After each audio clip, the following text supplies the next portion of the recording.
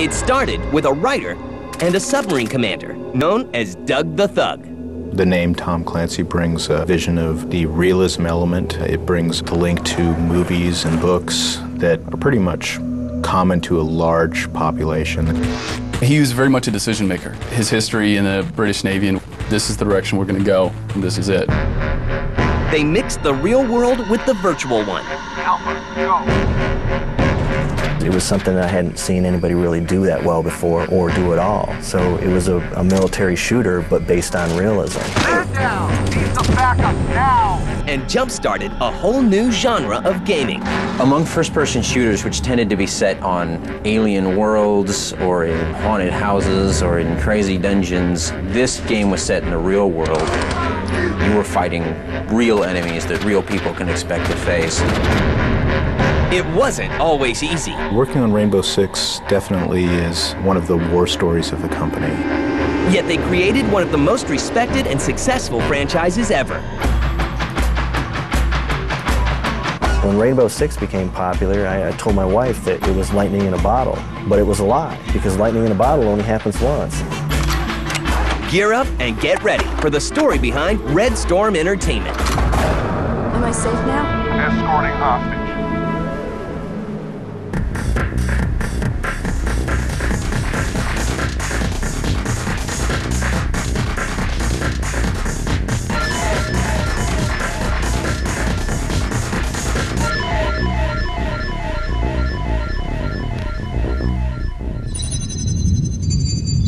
In 1985, a rising author named Tom Clancy consults with a British officer named Doug Littlejohns for a military thriller novel titled Red Storm Rising.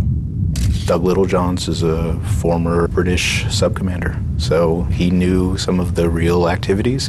Whether he shared them or not, I'm sure that's all secret, but there was a friendship formed there. 10 years later, Clancy is a household name with plenty of best-selling novels under his belt. He teams with Virtus Corporations and Simon & Schuster to release a PC game based on his novel, Tom Clancy's SSN. And once again, Littlejohns lends a hand. Doug was one of the people involved with helping to provide authenticity to the SSN submarine game. While advising for the game, Littlejohns suggests that if Clancy really wants to get into gaming, he should set up his own game company. Meanwhile, Steve Reed, one of the developers for Tom Clancy's SSN, is thinking along the same lines. We saw the potential to have Clancy brought into the gaming community. He was interested. He helped found and back the company that was partially named after one of his books. So there was that heavy interest to work with Tom, and I think that was pretty much the key to getting me join the second company when it was formed, which I was one of the original founding members. In November 1996, Red Storm Entertainment is founded as a joint venture between Virtus and Tom Clancy. Doug Littlejohns is brought in as CEO. People were really enthusiastic, certainly around the industry, when Clancy announced a title, only because his properties are so strong. He's probably the most popular fiction writer, certainly among men, easily. The thought of those properties and those characters, Jack Ryan, etc., being translated to computer was very exciting. So yeah, when they were announced, there was a big buzz. Certainly, Tom didn't want to run the company himself, so there's a person with a good background, understanding military products. I always thought it was cool that he was a commander of a submarine and all that stuff, so he had a military grounding, which was kind of neat. He was very much a decision maker. His history in the British Navy, and he was definitely one of, this is the direction we're going to go, and this is it. We're headed that way. I was going into a military-style company, and he kind of had that military career working for him in the background, so there was that realism aspect that went along with that. Be aware you have Tango flight ahead of you. Roger that. This should be off by now, right? And I think at the beginning of Red Storm, that was definitely what we needed. Because of our lack of experiences, we just needed someone there who was going to make sure that they provided that very assertive direction that the company was moving toward. It seemed to have a natural fit to have someone who has the military background, some business savvy, and a friendship with Mr. Clancy to provide a foundation for this new company. He is involved. I don't think he watches over things day to day. He had a lot of ideas on how things should work, but kind of let us run with it the way that we wanted to run with things. They'll have new ideas, they'll take them to him, and he'll either greenlight them or he'll say, no, that won't work. And the Clancy name itself will become a franchise. In 1997, Red Storm releases their first game, Politica. The game is released in conjunction with the book of the same name.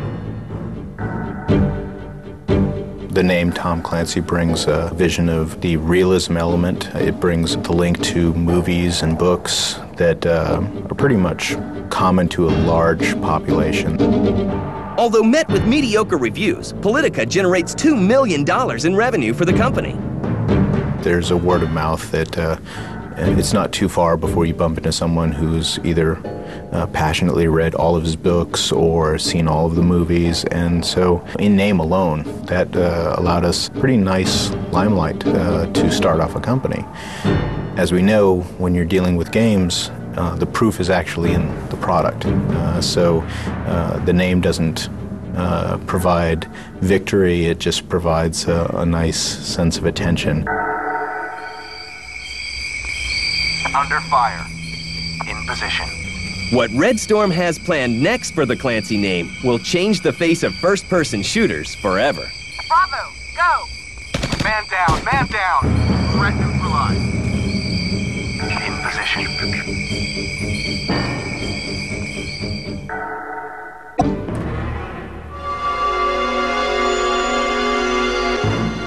With their first game, Politica, behind them, Red Storm Entertainment focuses on something completely different.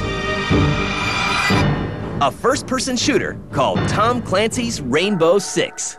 Working on Rainbow Six definitely is one of the war stories of the company. It's easy to see that when you're starting out as a small independent company that there is a make-or-break sense of, you know, you have to have a strong product. We were really trying to establish a brand, and, you know, that's a huge hurdle for a new young company. It was first announced on our cover, PC Gamer cover, as a bit of a surprise. People were sort of, you know, looking at us askance, like, you know, why is this game here? And we thought we were taking a bit of a flyer on that one. We'd seen the game, and we knew it was wonderful. But no one else really knew what it was or what it was about. So when we put it on our cover, that's considered in our office as one of the biggest gambles we ever took. As development starts, Clancy makes a critical call. It must have a heavy focus on realism. Well, it imposed difficulties, but I wouldn't say that's the reason why the game would be difficult.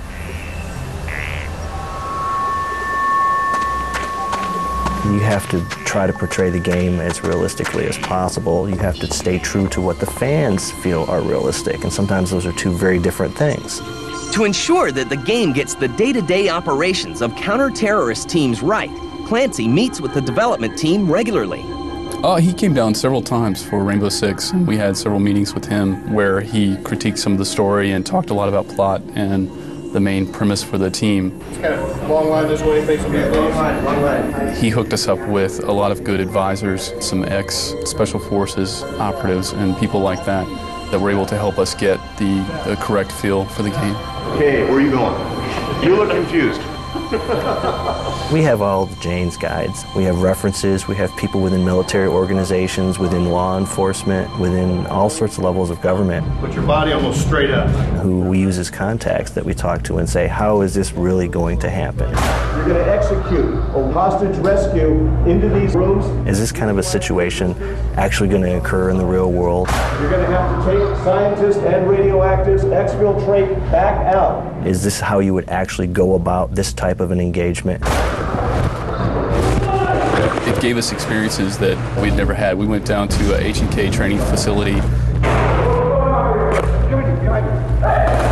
We were able to actually shoot MP5s, and they ran us through kill houses and threw us to the ground and showed us how they would treat hostages if they had to subdue them and take them out, or how they would treat terrorists if they surrendered and then they would have to apprehend them, and showed us correct techniques. And of course, that's one of the important reasons why it was great to have Tom Clancy. It's cool to have him on board because he has those contacts and he has that knowledge.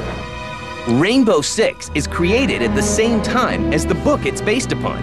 In our history, we have created products that have occurred after the books have been written, and this is a case where the concept was co-created and the game was really the leading edge. The book followed along nicely in parallel, and then at a certain point, they both became unique within themselves. Armed with a clear goal and hardened with real-world counter-terrorism training, work on Rainbow Six shifts into high gear.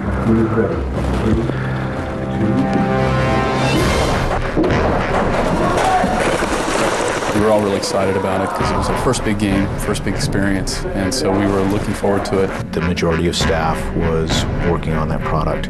We were putting in about 60 to 80 hours a week for about 6 to 8 months, so working through weekends and holidays and things like that. Really, we learned a lot about how to make games because that product was an incredible stress and burden on the company to get it done. In 1998, Red Storm releases Tom Clancy's Rainbow Six. The novel is released weeks later. Both are a success. Sales of the Rainbow Six game helped the company reach $16 million in revenue that year. Your mission is to disarm all explosive devices and neutralize the aggressors. At first, it was staggering. In position. The reviews and whatnot that came in were generally very, very good. Contact. They knocked us in the areas that we were expecting to get knocked on because we were new. We didn't have a new high-speed engine. But a lot of people loved the gameplay, and they loved the tactical problem solving that you had to do. So it was very exciting. In position. And very rewarding. Among first-person shooters, which tended to be set on alien worlds or in haunted houses or in crazy dungeons, this game was set in the real world. Alpha, go. You were fighting real enemies that real people can expect to face. Man down, man down. Need some backup now. And there was an element of authenticity to that no other game had really even attempted to do. It succeeded brilliantly in rendering that real environment. Bravo, go. That was what was different about Rainbow Six. That's what it was unique. It really felt like a real tactical situation as opposed to running away from an alien carnivore. Bomb neutralized.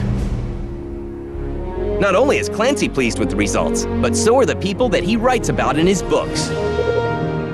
We had a lot of SWAT people, a lot of military people playing our game and giving us feedback, sending us emails. Under fire. Tango down. Man down, man down. That was sort of affirmation and confirmation that we had done a very good job of representing those forces well. Tango down. Rainbow Six creates an entirely new subgenre, squad-based tactical shooters. Development of an expansion pack called Eagle Watch and a full sequel to Rainbow Six begins right away. We decided to launch additional material in forms of mission packs, and that actually created a wonderful cycle for the company where we offset full production of large-scale games against producing some of the additional mission pack materials. And then we had basically 9 months to get a sequel out to a hit game. That's not a very big period of time in gaming standards. So we had a very robust feature set that we were trying to put in to make sure that we stayed loyal to the fans, but also to ourselves. The name of their first sequel is Rogue Spear. So now we could push for that stuff to get into Rogue Spear. And everybody was so very passionate about it and very excited about it. Escorting hostage. In September 1999, Tom Clancy's Rainbow Six Rogue Spear is released and becomes another instant hit. Red Storm's revenues for that year hit $60 million. Rogue Spear was a chance to really sort of flex and really try to experiment and do some new stuff. Buoyed by their success, Red Storm decides to try something new, but the results will be just shy of disastrous. Mission failure. A hostage was killed. Come with me. Right behind you. Escorting precious cargo. After the release of Rogue Spear in 1999, No safe now. Escorting Red Storm tries to break away from the first-person shooter genre it's known for. We've had a few other types of games that haven't been these major brands. Some of them have been other Clancy-style games where they were attached to a series of his books. There were Shadow Watch and Ruthless.com. But the results are disappointing. You want them all to be great, but sometimes they're not going to work well. And we're just lucky that we've had some good successes to counterbalance the ones that haven't done so well, but we're still proud of them because we know that the people really put their heart and soul into them. They worked really, really hard, and unfortunately, sometimes it just doesn't happen. Red Storm decides to return to what they do best. Realistic tactical shooters. They really found what they did well, which was the tactical shooters, and they made a mint on that. In May 2000, the company is acquired by French publisher Ubisoft for $45 million. With a new publisher and newfound resources, work begins on Red Storm's next big game, but it isn't part of the Rainbow Six series. We wanted to diversify a little bit. We wanted to make sure that we had other things that we could rely on and make sure that we were creating and we could do different things. Starting from crouch. Ghost Recon takes the gameplay style of Rainbow Six. Let's go outdoors, let's go military. Instead of being part of a counter-terrorist team, the game puts you in the boots of an elite special forces unit in the Army. We really tried to take that whole concept of squad, military-oriented, and to really just sort of, a good analogy is sort of take the safety off. Because you had to be very careful in Rainbow Six and Rogue Spear of making sure you were only engaging terrorists and that you weren't hitting hostages and whatnot. Well, with Ghost Recon, it's more of a military assault. Ghost was a nice change for us because we wanted to see what we could do in the same type of play space, but we wanted a little bit more room. We wanted the ability to go into some different settings and some different type of play experiences that we did not have when producing the Rainbow style of games. Once again, the Red Storm team does some intense research to make sure they get the details right. We took some trips down to Fort Bragg, North Carolina, to check out their Land Warrior system. So we had some contacts there, and they were showing us some of the latest technology. So we looked to try to include some of that philosophy into the design with the command map and giving orders on the fly. So we were looking for ways to take the planning out of this pre-action experience and pull it into the action so that it was more of a definite cause and effect relationship between what the engagements were and what you needed to do. Seems quiet enough. Too quiet. Producing something like Ghost Recon, you might say it was a hard product. It had the largest staff working on it. It was our first major product after the acquisition. We really want this to be good. We have one of our artists who worked on Ghost Recon. He has full military tac gear, and he runs around outside with a fake airsoft gun just because he wants to know how the arms move when he has full gear on. Because the mocap that we get, we don't usually put people in full gear. So he wants it to be that realistic. He wants to know what it feels like so that he can adequately model the character motions. In 2001, Tom Clancy's Ghost Recon is released. Once again, a game from Red Storm is showered with praise, including a Game of the Year award from PC Gamer magazine, and sales reaching 1.8 million units. It's a tremendously good feeling when you ship something and you get awards of praise from your peers or from magazines. Even the simple tip of the hat on someone's personal website, they're all equal in praise. There's someone saying they enjoyed your game. Meanwhile, the Rainbow Six series continues without Red Storm. We really wanted to invest the time we needed into Ghost Recon, but we also didn't want to walk away from our Rainbow franchise. You know, it's your baby. You brought it up, you raised it, you were there from the very beginning, and then it's sort of like sending it out into the world to get somebody else. Alpha, go, go, go! After the acquisition, it was perfect for us to go up to Montreal and say, look, you know, this is what the next version should be like, but we can't do this now. We can't do this in-house. So can any of your teams do this? That's the start of a collaboration that has finished now with the GMing of Raven Shield, Rainbow Six 3. The reins to the Rainbow Six franchise are taken by Ubisoft Montreal. Although the transfer goes smoothly, At times you sort of see things and you're like, oh wait, is that right? And then other times you see things and you go, wait, that's actually wrong. Let me show you what's correct, and so you need to shift this over here. And so there were times where they actually did some stuff that was very innovative that we were excited to see, especially the on-the-fly commands window where you can just point to a door and tell people, Open door. Yes, sir. it was like, excellent, that's a great innovation. The franchise needed that. Ubisoft Montreal releases Rainbow Six Raven Shield in 2003. Meanwhile, Red Storm looks to the future, and the Clancy brand continues to expand with games like Splinter Cell. We continue enjoying to make these style games. There's always some features that you weren't able to get into the last version, and I think that's what drives most of us to wanting to keep going and going with the same type of game, is that there's more that we can do with this. You're not supposed to be here. There's more variations, and we just want to keep going. Today, Rainbow Six has sold 7 million copies worldwide, and its legacy continues to be felt by the gaming world. They've been a very big influence. That really impacted with gamers this sort of new take on real environments and real tactics and real enemies. And that all goes back to Red Storm and the gamble they took on Rainbow Six. Let's get back in one